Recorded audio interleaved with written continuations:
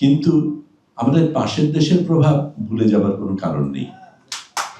এবং এই পাশের দেশের প্রভাব শুধু তারা যে ওখান থেকে যা করছে তা না, তাদের অনেক মানুষ এখানে আছে যারা এখানে বসে বসেই অনেক কিছু করছে, সেটাও মনে রাখা দরকার। আওয়ামী লীগ কিন্তু ভারত কেন্দ্রিক কোনো দল না, এটা ভারত ভিত্তিক দল। দুটোর মধ্যে খুব স্পষ্ট পার্থক্য আছে।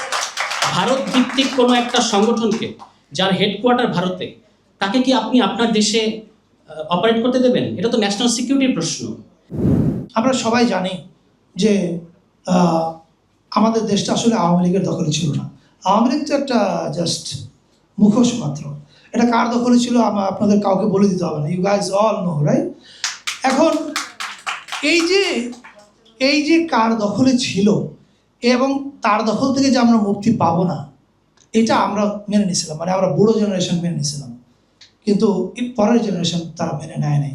আমি 17 জুলাইতে একটা লেখা লিখছিলাম আমার ফেসবুকে। আমি বলছিলাম যে দেখেন, আপনারা যারা মনে করছেন এটা কোটা সংস্কারের আন্দোলন মাত্র, তারা বোকার সঙ্গে আছেন। এটা নিজের দেশের তৃতীয় শ্রেণীর নাগরিক হিসেবে না বাঁচার আন্দোলন। And this is what has happened. Because আপনি দেখবেন যে আমরা যখন দায়িত্বে ছিলাম তখন আমরা আবরার ফাহাদকে স্বাধীনতা পদক দিয়েছি, এবং এটা নিয়ে অনেক রকমের প্রশ্ন আমাদেরকে করা হয়েছে যে আবরার ফাহাদের সাথে স্বাধীনতার কী সম্পর্ক। আমি তখন আমার ফেসবুকে লিখেছিলাম যে আবরার ফাহাদের সাথে স্বাধীনতার সম্পর্ক হচ্ছে এই, আপনি 2024-এ যারা রাস্তায় নেমেছে ইয়াং ছেলেরা, ওদেরকে জিজ্ঞেস করেন, ওদের প্রত্যেকের বুকের মধ্যে আবরার ফাহাদ ওয়াজ বিটিং। তারা প্রত্যেকে, ইয়েস, তাদের প্রত্যেকের বুকের মধ্যে সাইদ ওয়াজ বিটিং, সাইদের বুকের মধ্যে আবরার ফাহাদ ওয়াজ বিটিং। এবং তারা জানতো তারা আসলে পরাধীন, তারা জানতো তাদের দেশটা অন্য কেউ চালায়। ফলে হাসিনা দেখবেন যে প্রায় বলে, হাসিনার ছেলেও বলে, আমার মায়ের কী অপরাধ আমি ঠিক বুঝতে পারছি না। এটা আমি একটা ফিল্ম করেছি, পরে সিরিজ আকারে রিলিজ হয়েছে, আপনারা ইউটিউবে পেতে পারেন। 840 নাম।